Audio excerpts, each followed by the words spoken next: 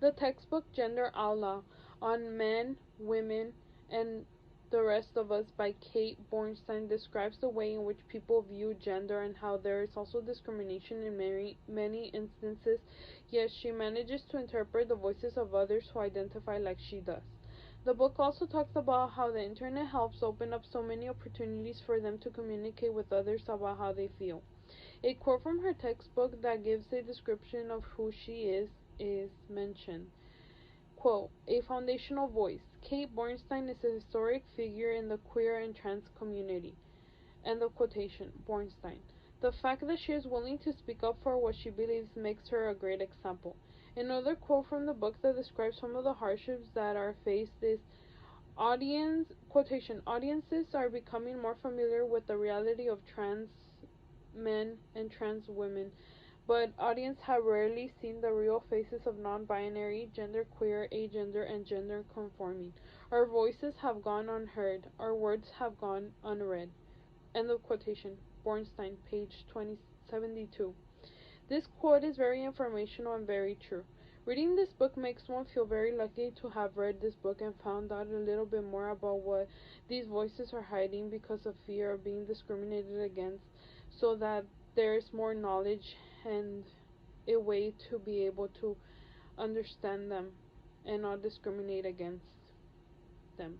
This book also talks about the way that culture impacts the way that they are seen and perceived as. For the most part, culture sees them as having an illness for wanting to identify as a different gender. The author also makes it clear on several occasions how the way that they identify someone's gender at birth is not fair at times, and this quotation demonstrates why. Quotation: gender assignment happens when the culture says, this is what you are. In most cultures, we're assigned a gender at birth, and once you've been assigned a gender, that's what you are and always will be. For the most part, it's doctors who dole on the gender assignment, which shows you how empathetically gender has been medicalized. End of quotation.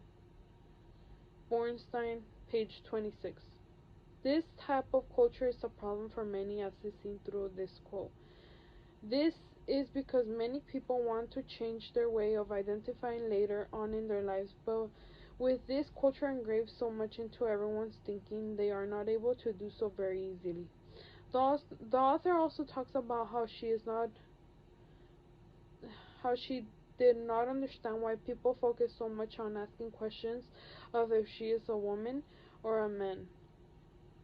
This quote asserts, quotation, I don't understand the people who want me to be a man. I don't understand the people who want me to be a woman. End of quotation. Bornstein, page 290. The fact that the author already stated that she is a woman, and if people do not understand that, they are just naive to the way that the author feels. The author knows who she is, and the fact that she mentioned how she has lived as a boy and a woman demonstrates that she decided to identify as a woman because she feels comfortable being a woman, as she is now. The author did a good job describing topics like this one. Using her own life examples has made this book even more respectable.